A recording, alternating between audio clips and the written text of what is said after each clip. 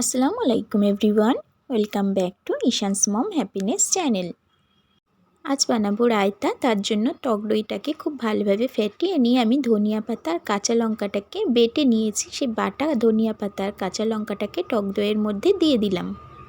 এরপর একটা hand which দিয়ে খুব ভালোভাবে মিশিয়ে নেব। তো রায়তা বানানোর সময় ধনিয়া পাতা আর কাঁচা লঙ্কাটাকে বেটে দিয়ে এইভাবে মিক্সড করলে রায়তার টেস্টটা জাস্ট অসাধারণ হয়। আমি কোচানো ধনিয়া পাতা দিয়েও অনেকবার রায়তা বানিয়েছি, কিন্তু ধনিয়া পাতাটা বেটে দিলে এর যে টেস্টটা হয় সেটা কোচানো ধনিয়া পাতা দিলে কিন্তু এতটা টেস্ট হয় না। ভালোভাবে মিশিয়ে নিয়ে আমি 1 চামচ চিনি অ্যাড করলাম। চিনিটা দেওয়ার পর আবারও খুব ভালোভাবে মিশিয়ে নেব। রায়তা বানানোর সময় মেশানোটা যত ভালোভাবে মেশানো হয় রায়তার টেস্টটা কিন্তু ততটাই সুন্দর হয়। বিট লবণ দিয়ে দিলাম। বিট লবণ দেওয়ার পরও আমি আবারও কিছুক্ষণ এইভাবে মিশিয়ে নেব। এরপর আমি গ্রেট করা শসা দিয়ে দিচ্ছি। তো আপনারা চাইলে সরু সরু করে কেটেও নিতে পারেন, বাট আমি গ্রেট করে নিয়েছি।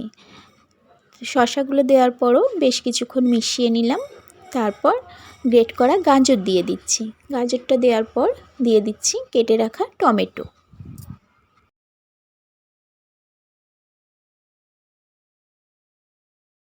তারপর দিচ্ছি পেঁয়াজ। তো এগুলোকে পেঁয়াজ আর টমেটোটাকে আমি গ্রেট করিনি, পেঁয়াজ আর টমেটোটা আমি ছোট ছোট করে কেটে নিয়েছি।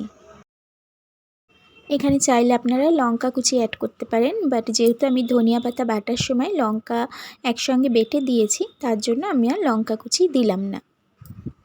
খুব ভালোভাবে মিশিয়ে নেব আমি। তারপর আমি এখানে 1 চামচ জলজিরা পাউডার দিলাম।